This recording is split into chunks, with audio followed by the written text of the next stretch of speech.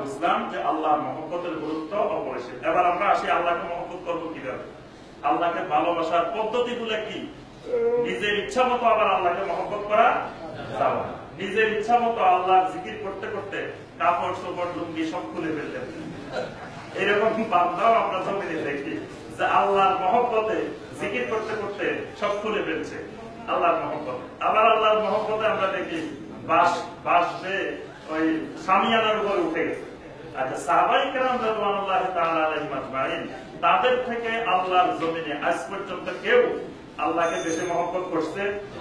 কিয়ামত পর্যন্ত কেউ আল্লাহকে সাহাবায়ে কেরামের থেকে বেশি মহব্বত করতে পারে না।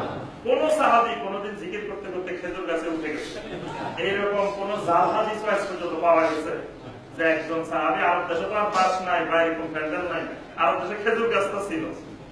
এবং মসজিদে নববীতে যখন মসজিদে নববী হয়, মসজিদে নববীর ভিতরে খেজুর গাছ ছিল।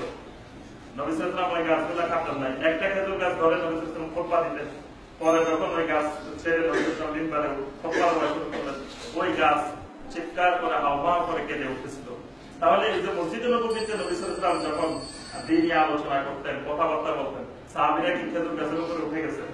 তাহলে বোঝা যায় আল্লাহর মহব্বত, আল্লাহর ভালোবাসা নিজের ইচ্ছা মতো ভালোবাসা যায়। এই ভালোবাসাটা যেহেতু ঈমানের অংশ, তাহলে ঈমানী বিষয় শিখতে হবে সাহাবায়ে কেরাম থেকে। আল্লাহ পাক স্পষ্ট বলে দিয়েছেন, ফাইনা আমানু বিমিসলি মা আমানতুম বিহি ফাকাদ ইহতাদাউ। হে সাহাবীরা, হে আমার রাসূলের সাহাবী আনসার আর মুহাজিরিরা, দুনিয়ার মানুষের ঈমান যদি তোমাদের ঈমানের মতো হয় তো ফাকাদ ইহতাদাউ, তাহলে সে হেদায়েতের উপরে আছে। তোমাদের ঈমানের মতো যদি না হয় সে হেদায়েতের উপরে নাই। ওয়া ইন তাওয়াল্লাউ ফাইন্নামা হুম ফি শিকাক।